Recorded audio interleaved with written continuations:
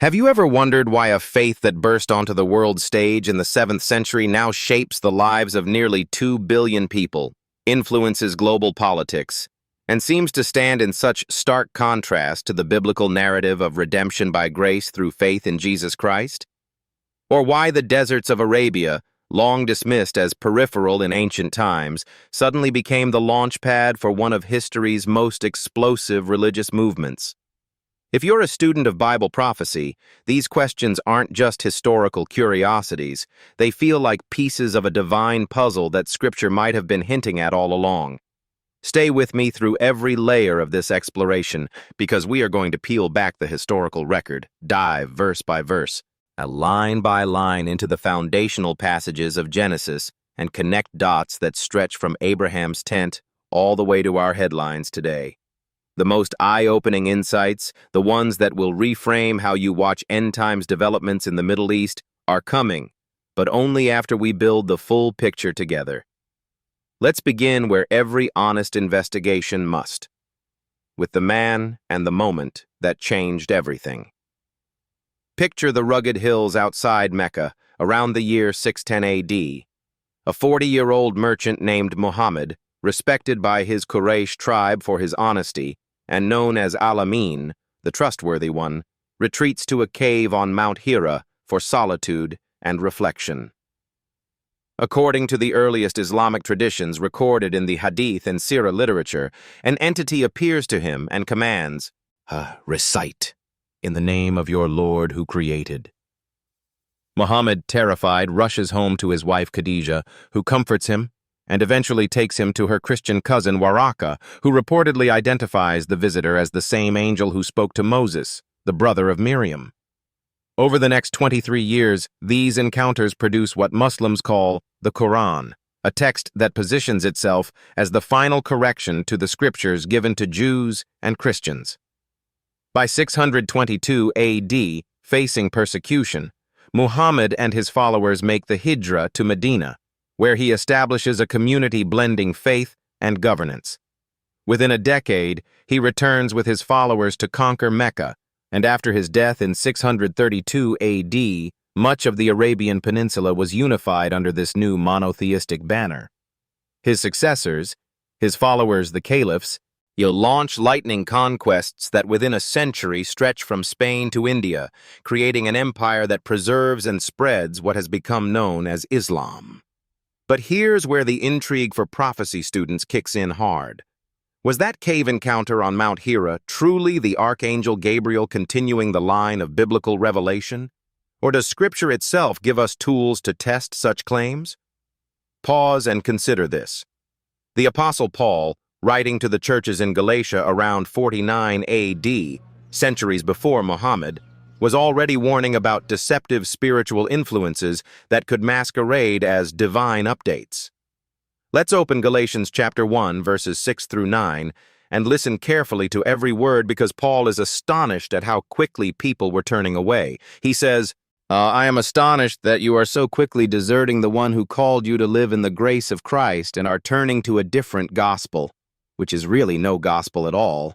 Evidently, some people are throwing you into confusion and are trying to pervert the gospel of Christ. But even if we or an angel from heaven should preach a gospel other than the one we preach to you, let them be under God's curse, as we have already said. So now I say again, if anybody is preaching to you a gospel other than what you accepted, let them be under God's curse. Paul isn't being dramatic here. He's laying down an unbreakable test. Paul is saying that the true gospel centers on salvation by grace through faith in the finished work of Jesus Christ, which is his death, burial, and resurrection for the forgiveness of sins. Paul says, and any message that adds works, denies the deity of Christ, or alters the cross is not an upgrade. It is, according to Paul, cursed. Now hold that standard in your mind as we return to that cave. The revelations Muhammad received explicitly deny that Jesus is the Son of God, reject the crucifixion as a historical fact, and teach a path of submission through 5 pillars that emphasize human effort alongside divine mercy. That creates a theological fork in the road that prophecy students must grapple with honestly. But before we rush to judgment, we need to go much further back, because the Bible doesn't begin its story of this movement in the 7th century. It begins in Genesis, with a man, a woman, and a desperate attempt to fulfill God's promise their own way. Travel with me now to approximately 2000 BC, to the plains of Canaan. Abram, as he was then called, has received an astonishing covenant from the Lord. I will make you into a great nation, and I will bless you. Yet years pass, and his wife Sarai remains barren. In chapter 16, verses 1 through 16, the tension explodes. The text reads, "Now Sarai, Abram's wife, had borne him no children, but she had an Egyptian slave named Hagar. So Sarai said to Abram, 'The Lord has kept me from having children. Go, sleep with my slave. Perhaps I can build a family through her.' Abram agreed to what Sarai said. So after Abram had been living in Canaan 10 years, Sarai his wife took her Egyptian slave Hagar and gave her to her husband to be his wife. He slept with Hagar, and she conceived. When she knew she was pregnant, she began to despise her mistress. Jealousy springs. Then Sarai said to Abram, 'Yes, you are responsible for the wrong I am suffering. I put my slave in your arms, and now that she knows she is pregnant, she despises me. May the Lord judge between you and me.' 'Your slave is in your hands,' Abram said. 'Do with her whatever you think best.' Then Sarai mistreated Hagar, so she fled from her. The angel of the Lord found Hagar near a spring in the desert. It was the spring that is beside the road to Shur. And the angel said, 'Hagar, slave of Sarai, where have you come from, and where are you going?' 'I'm running away from my mistress Sarai,' she answered. Then the angel of the Lord told her, 'Go back to your mistress and submit to her.' The angel added, 'I will increase your descendants so much that they will be too numerous to count.'" Note what the angel told Hagar about her descendants. The angel of the Lord also said to her, "You are now pregnant, and you will give birth to a son. You shall name him Ishmael, for the Lord has heard of your misery." The angel continues, "He will be a wild donkey of a man. His hand will be against everyone, and everyone's hand against him, and he will live in hostility toward all his brothers." Hagar gave this name to the Lord who spoke to her. "You are the God who sees me." For she said, "I have now seen the one who sees me." That is why the well was called Bir Lahai Roi. It is still there between Kadesh and Bered. So Hagar bore Abram a son, and Abram gave the name Ishmael to the son she had born. Abram was 86 years old when Hagar bore him Ishmael. Every detail here drips with prophetic significance. Notice how the angel, yes, thus another angelic encounter, does not condemn the human scheming, but instead pronounces both judgment and blessing.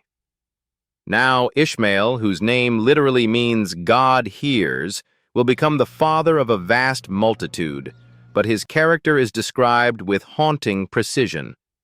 A wild donkey of a man. In the ancient Near Eastern context, this isn't a compliment, as wild donkeys were untamed, roaming the wilderness, fiercely independent, and often at odds with settled societies. Pay attention. Also, the phrase, "his hand will be against everyone and everyone's hand against him," paints a picture of perpetual tension, conflict, and even war. And he will live in hostility toward all his brothers.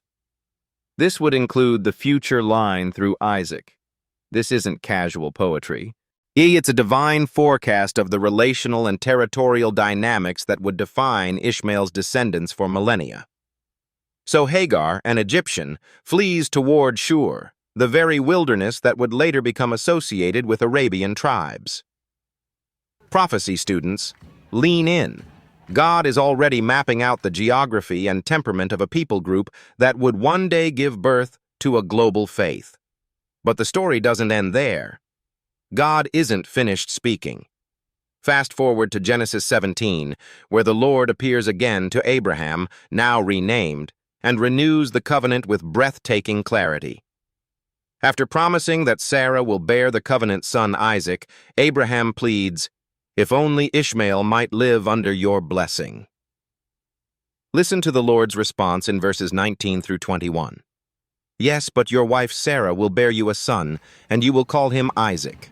And I will establish my covenant with him as an everlasting covenant for his descendants after him. And as for Ishmael, I have heard you. I will surely bless him. I will make him fruitful, and will greatly increase his numbers." He continues, "He will be the father of 12 rulers, and I will make him into a great nation. But my covenant I will establish with Isaac, whom Sarah will bear to you by this time next year." Here is the pivot point that every serious prophecy student must internalize. 2 distinct promises, 2 distinct destinies. Ishmael receives blessing, fruitfulness, 12 tribal leaders, a great nation, but the everlasting covenant, the line through which the Messiah would come, the promises of land, seed, and blessing that will shape the entire biblical drama, will flow exclusively through Isaac. This is not rejection of Ishmael as many suggest. It is divine clarification of purpose. The covenant child points to the unique redemptive plan centered on Israel and ultimately fulfilled in Jesus the Christ. The blessed but separate line points to another trajectory entirely. And just in case we miss the scale, Genesis 25 fills in the names. This is the account of the family line of Abraham's son Ishmael, whom Sarah's slave, Hagar the Egyptian, bore to Abraham.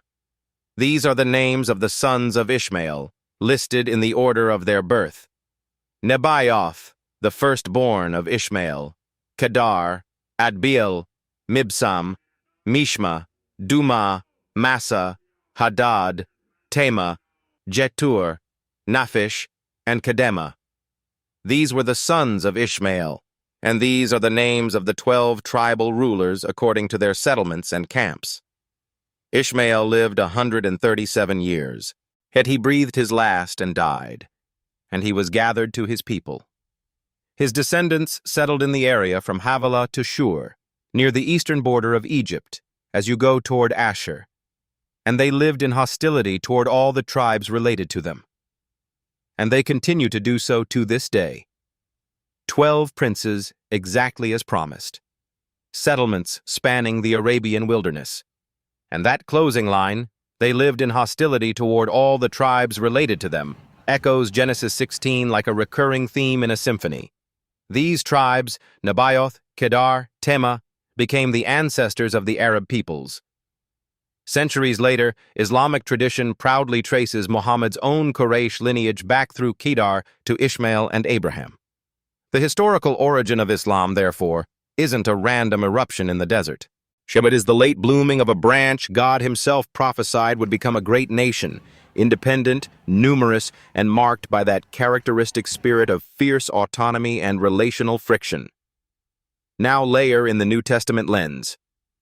In Galatians chapter 4, the Apostle Paul takes this exact story and turns it into an allegory that prophecy students find especially illuminating for understanding contrasting spiritual systems.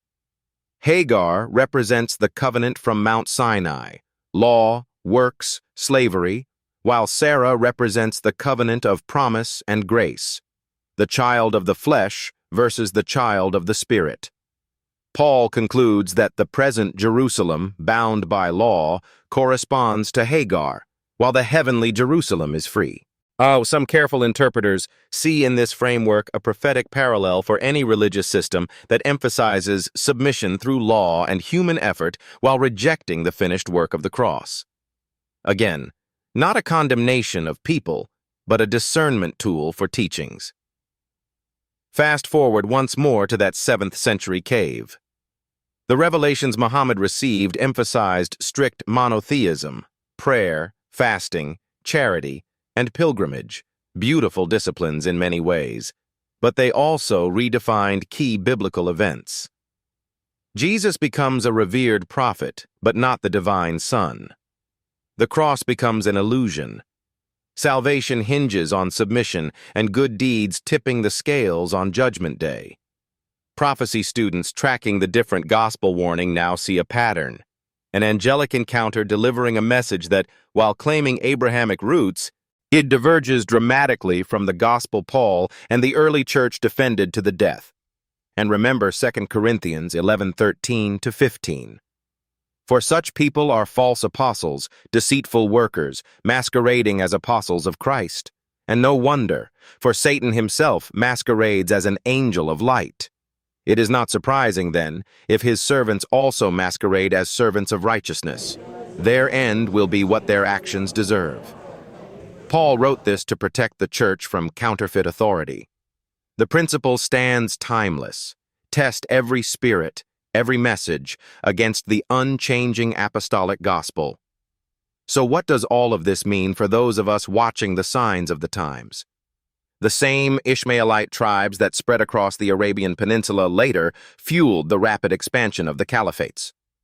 Persia, modern Iran, enters Ezekiel 38 as a key ally in the prophesied coalition that will one day invade Israel alongside other nations. Historicist interpreters have long seen the fifth and sixth trumpet judgments in Revelation 9, the locusts from the abyss and the horsemen released at the Euphrates, as describing the Saracen and Ottoman conquests that swept out of Arabia like unstoppable waves, darkening the spiritual landscape of the Eastern Roman Empire for centuries. Isaiah 21 speaks of burdens upon Arabia, Dumah, and Tema, again Ishmaelite territory, portraying a time of intense conflict and watchmen crying out. These are not proofs that Islam is the beast or the Antichrist system itself, but they remind us that the biblical authors were already spotlighting the region and its people as players on the prophetic stage. Yet today we watch those same lands dominate headlines. Oil wealth funding global outreach, political alliances shifting, tensions around Israel escalating precisely along the fault lines described in Genesis. The great nation promise has undeniably materialized. The hostility dynamic remains visible in geopolitics. And yet, woven through every layer is the sovereign hand of the God who sees, Bir Lahai Roy, the well-named by Hagar. He heard her misery then. He hears the cries of millions today. Now, after walking through the history, the angelic encounters, the Genesis prophecies verse by verse, the apostolic warnings, and the broader end times connections, here is what every serious Bible prophecy student must understand about the origins of Islam. First, as its roots are not random, but fulfill the precise blessings God pronounced over Ishmael. A great nation, 12 princes, descendants filling the wilderness from Havilah to Shur. This explains the shared Abrahamic heritage Muslims rightly claim, while also clarifying why that heritage diverges from the covenant line of Isaac and the gospel of grace. Second, the message delivered in the cave must be tested by the unchanging standard Paul gave us. An angel preaching another gospel stands under divine warning. Prophecy students are called to discernment, not division, to love people while holding fast to truth. Third, the character traits prophesied in Genesis 16, independence, conflict, wilderness strength, have shaped both the historical spread and the current global posture of the faith, and helping us interpret Middle East developments not as surprises, but as echoes of ancient words. Fourth, and most hope-filled, the same God who blessed Ishmael's line also promised a remnant from every tribe, tongue, and nation, including those descended from Hagar. Isaiah 19 paints a stunning future where Egypt, Assyria, and Israel are joined in worship, with a highway of blessing running through the region. Students of prophecy, therefore, watch with eyes wide open and hearts wide open, praying, sharing the true gospel, and recognizing that what began in a desert cave may yet end with multitudes from Ishmael's descendants bowing before the Lion of Judah. The puzzle is clearer now, isn't it? The origins of Islam are written in the oldest book we own. God saw it coming, named it, blessed its people, They yet preserved the true covenant path for all who will receive it by grace. Keep studying, keep watching, and above all, keep loving, because the final chapter is still being written, and it ends with every knee bowing to the one who was and is to come. Thanks for journeying through this with me. If these connections stirred something in your spirit, dive deeper into Genesis and the prophets this week. The next sign may be closer than we think. God bless you as you stay rooted in His Word.